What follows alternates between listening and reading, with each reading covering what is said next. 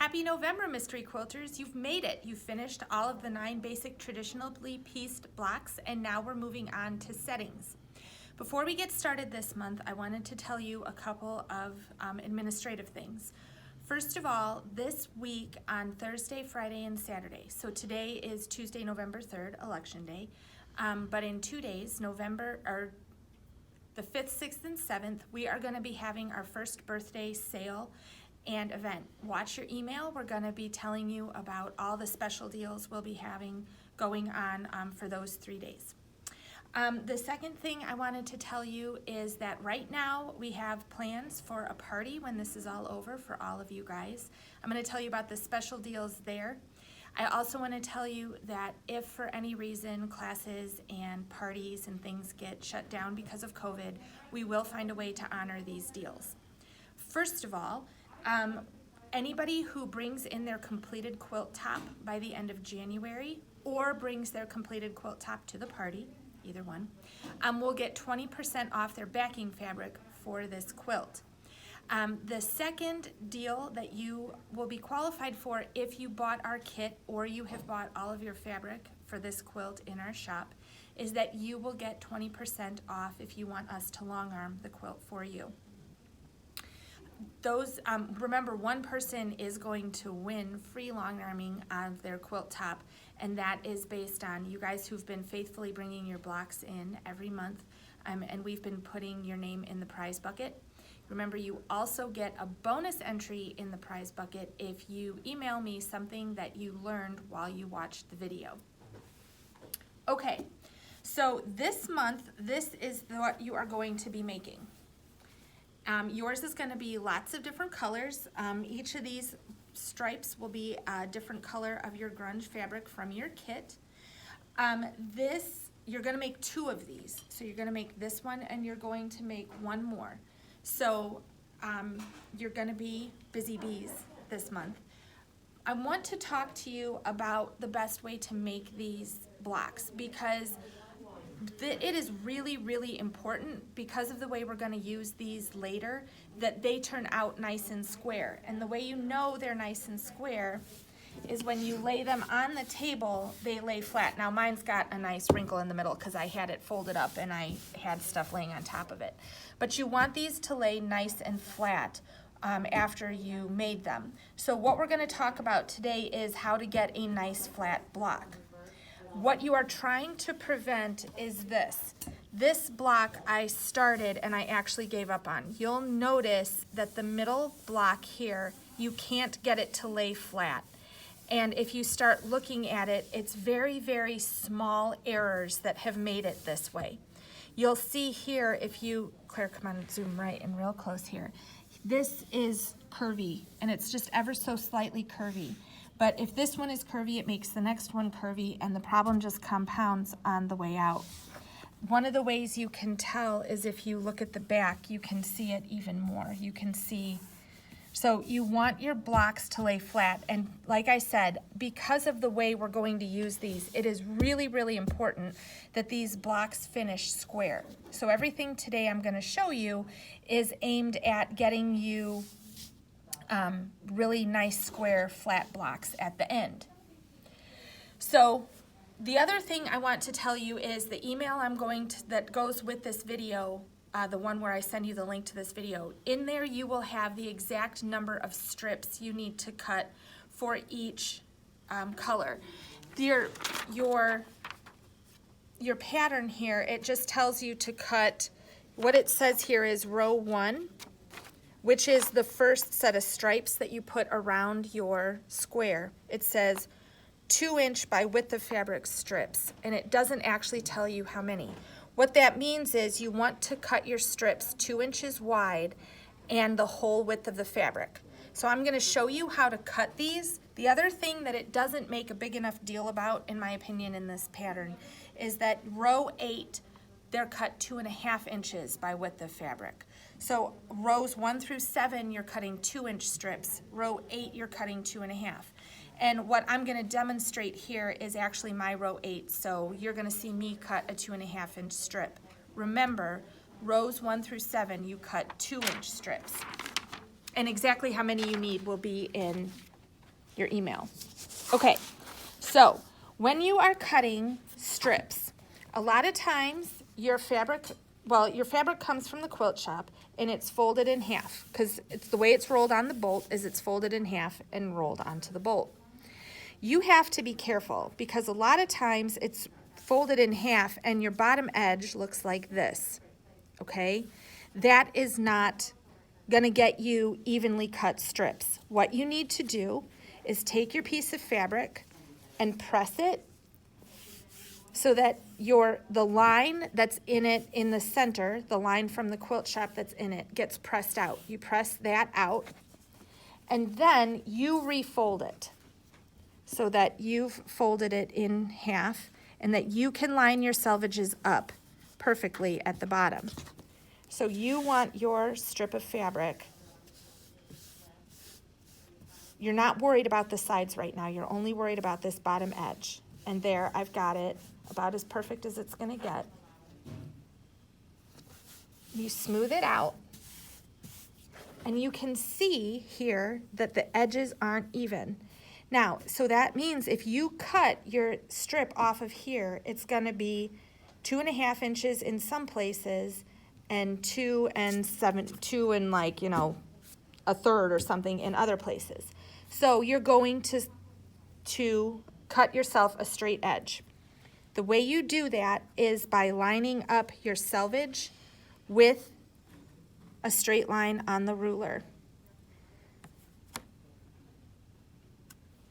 And then you look so that you're cutting off a little bit of fabric, just a little bit, but you're cutting off a little bit of fabric the whole length of your strip of fabric, okay? So I've got this, so it's lined up perfectly down here, and now I'm gonna take my rotary cutter and cut off this edge. I just moved it. So now I'm gonna scoot it over, because I just moved it.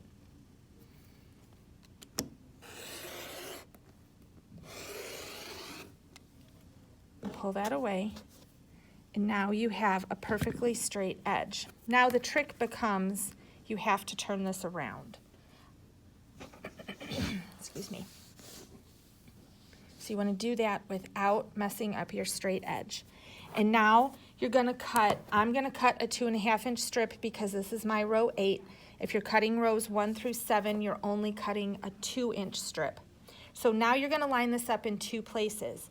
You're going to line your selvage edge up with a straight edge on your ruler, and you're going to line this edge up with the 2.5 inch mark on your ruler.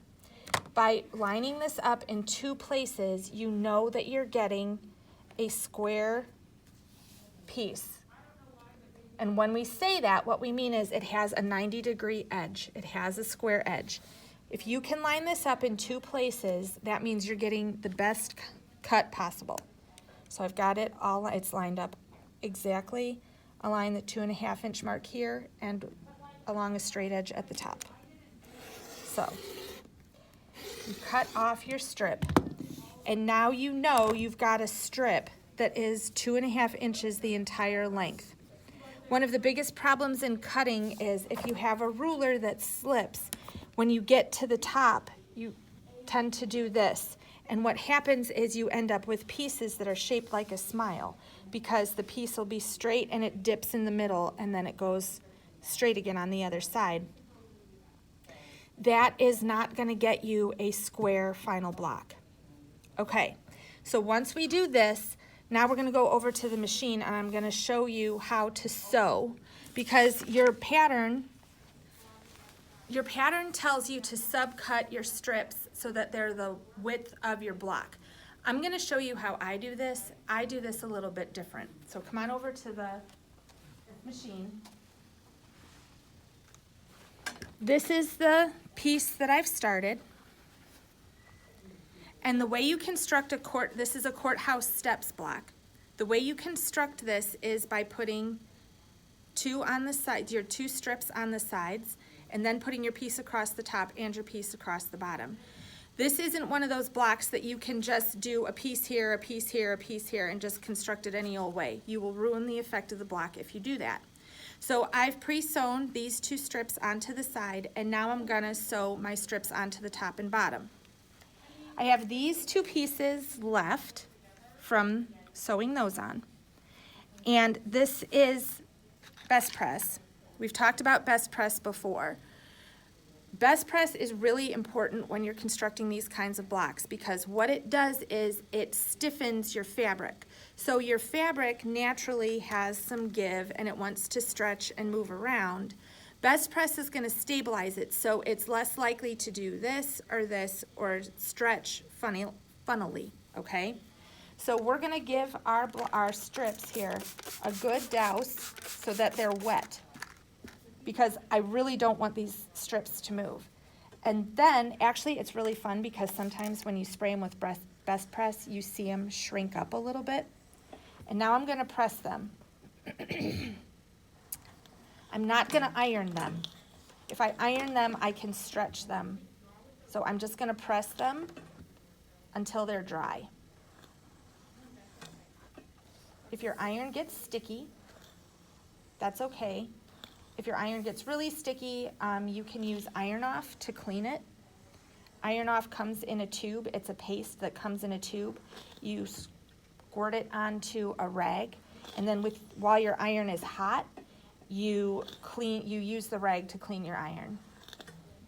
A silicone baking glove is a really helpful tool in that situation because otherwise you could burn yourself.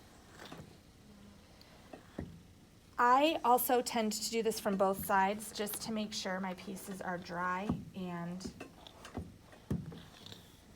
ready to go. And these are considerably stiffer than when I began.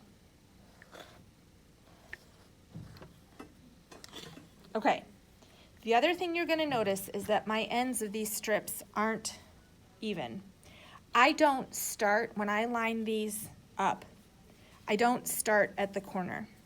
I just worry about getting my piece lined up with the edge of my strip.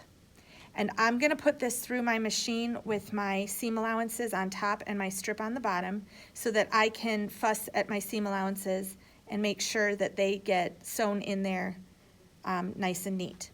So now I'm gonna sew this 1/4 inch seam.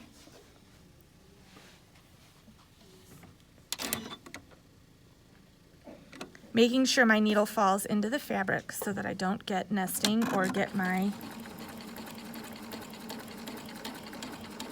hold on, gotta speed it up. Making sure my seam allowances go through nice and neat, and I stop and I realign my fabric so that I've got my edges together almost perfectly, as perfect as possible. Everything about this block needs to be as perfect as possible.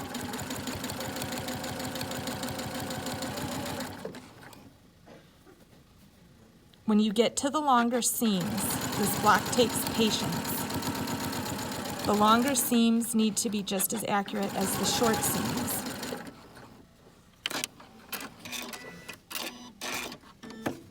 And then I flip it around and I'm gonna do the seam on the other side. Now, after this needs to be very straight. You can pin.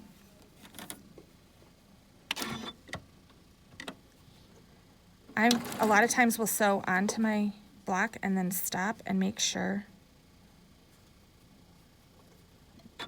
my edges are matched perfectly. After you do this first set of strips, after you sew this first set of strips on, you are going to want to check like a crazy person that you are sewing on the correct sides first, okay? Because when we sew on the next set, remember, we want to do the sides first and then the top and bottom. If you are having trouble remembering, you can go get a friction pen and write top and side on your blocks if you're having a hard time remembering. Now, we have edges we have to trim, but before I do that, I'm gonna press.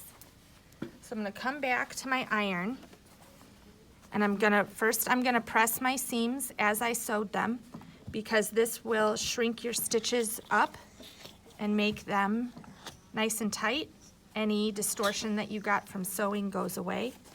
And then you are going to press your seams open.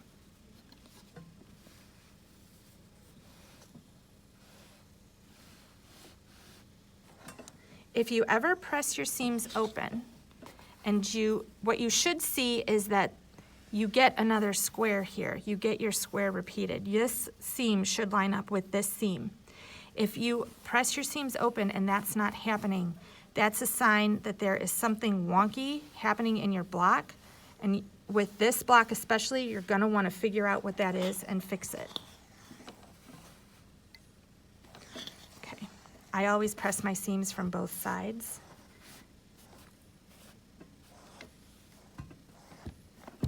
Okay, so now we're going to go back to the cutting table, because the trick to this block is actually squaring it up every time you sew. Every time you sew a set of strips on, the trick is you need to square it up again.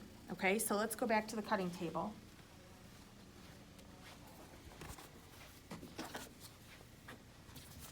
I have been a fan the entire time we've been making these blocks. I've been a fan of the 4.5-inch ruler.